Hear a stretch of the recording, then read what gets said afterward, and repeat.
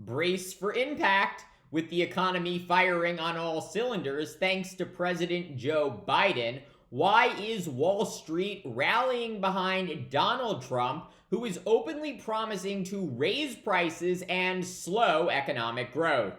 Welcome to the No Spin Zone. Graphs Grievances starts right now.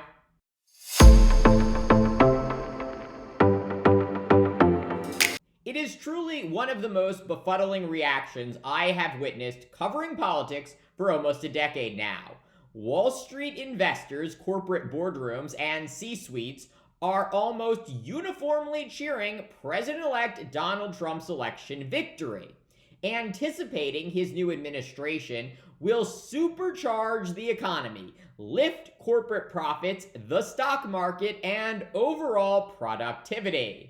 And while I appreciate the power of positive thinking, literally nothing Trump has proposed would lead an economist, or frankly anyone who knows anything about finance, to conclude that the economy will grow under Trump. In fact, every economic policy Trump has said he will implement in his new administration has been shown time and time again to drastically increase inflation and tank even the strongest economies. Which is what we have in America right now, thanks to the leadership of President Joe Biden. In 4 short years, Biden and his team turning America's economic fortunes around after inheriting a disaster from Trump due to his horrific handling of the COVID-19 pandemic. Across the nation, inflation is cooling, unemployment is at historic lows, and the Federal Reserve is steadily cutting interest rates, making it cheaper for everyday people to borrow money and pay down debt.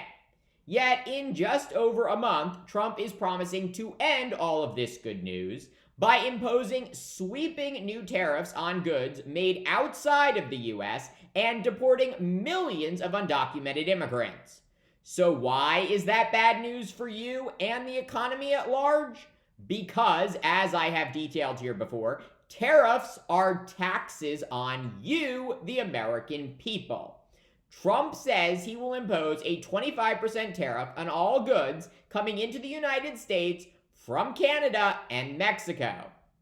He also says he will ramp up tariffs on products from China to 60%. And all of this is on top of Trump's pledge to impose across-the-board tariffs of 20% on all goods imported into the United States. Taken together, Trump's extreme tariff policy could cost every American household an additional $2,600 a year. And that is because businesses pass on the cost of tariffs to consumers through the products they buy.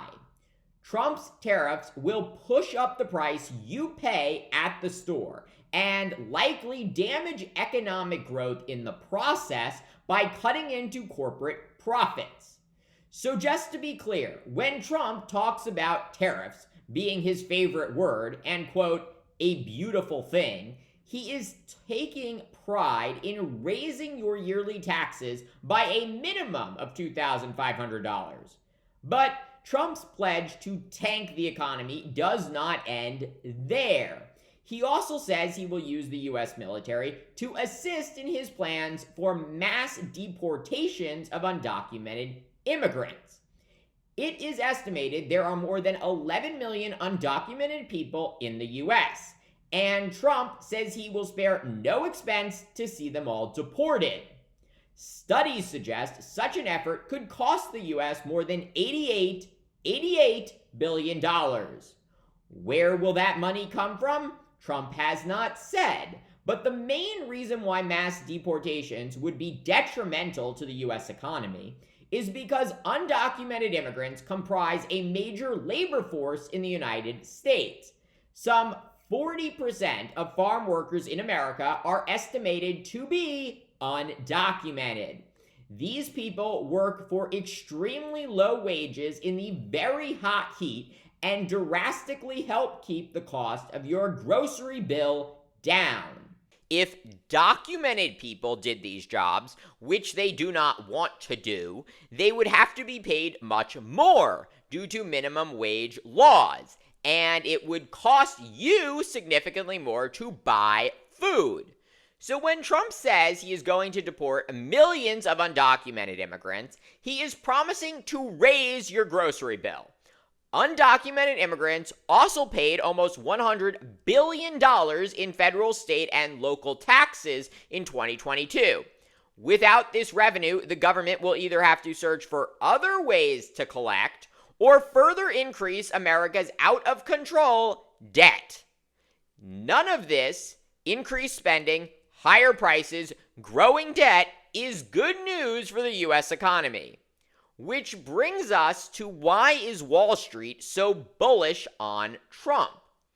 According to the New York Times, that is because investors are, quote, choosing to believe that the Trump promises they want to see fulfilled are going to become reality, while dismissing those they think would be bad for the economy as mere posturing. You heard that right. Wall Street doesn't actually think Trump will do what he is saying he will do, at least with respect to gigantic new tariffs and mass deportations. Simultaneously, investors do believe that Trump will cut taxes for the rich and eliminate all sorts of regulations that cost businesses money but protect you, the American people. Why do these elite financiers think Trump will only follow through on part of his proposals for the economy? That remains a mystery. But what is clear is that nothing on Trump's economic agenda will help the middle class.